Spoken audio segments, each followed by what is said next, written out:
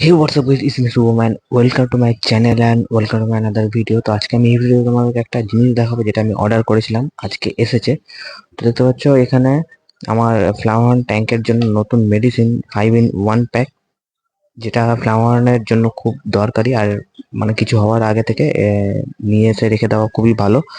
তো আমার ফ্লাওয়ার অসুস্থ হয়ে গেছিল, সে মানে কেন অসুস্থ হয়েছিল আর কি হয়েছিল সেটা ভিডিওতে তোমরা দেখতে পারবে। আমি একটা ভিডিও ছেড়েছি।